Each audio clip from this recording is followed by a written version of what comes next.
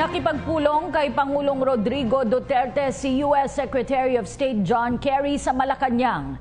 Naging pagsa ng kanilang pag-uusap ang Enhanced Defense Cooperation Agreement o EDCA at ang desisyon ng Permanent Court of Arbitration sa usapin ng agawan ng teritoryo sa West Philippine Sea.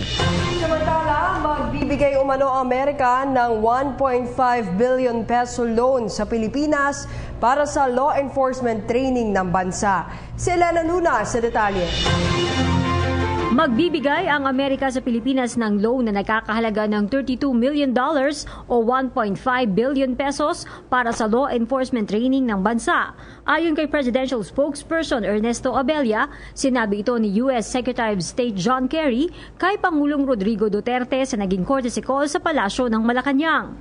They also affirmed the long-standing relationships, the relationship between the two countries, and stated in particular that there are 4 million Filipinos in the U.S., while there are at least 500,000 Americans in the Philippines.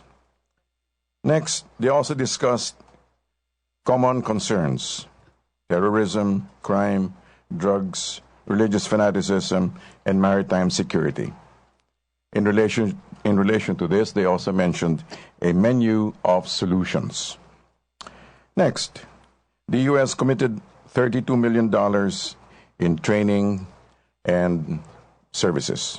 Nag-usap ang Pangulo at si Kerry sa isang working lunch kung saan naging pagsari ng EDCA o Enhanced Defense Cooperation Agreement at ang climate change. On the EDCA, and it was affirmed that whatever works for the Philippines will be what will work.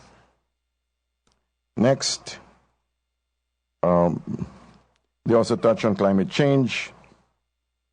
And Mr. Kerry was helpful in defining certain issues about the Paris Pact. And the President also responded appropriately when he said that the Philippines will work out just as long as everything is fair.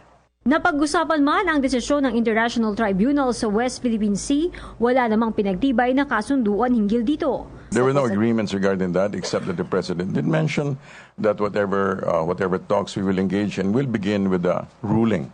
That will be the foundation, the ruling regarding the area. Tumagal ng mahigit 1 oras ang meeting sa palasyo at sa sandaling pagkakasamang ito, nadiskubre ang mga personal na bagay na muling mag-uugnay sa dalawang opisyal.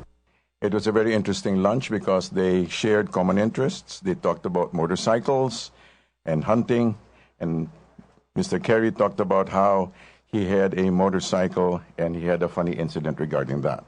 Si Kerry ang kauna-unahang cabinet official ng Amerika na nakipagpulong kay Pangulong Duterte mula nang maupo sa pwesto nitong June 30.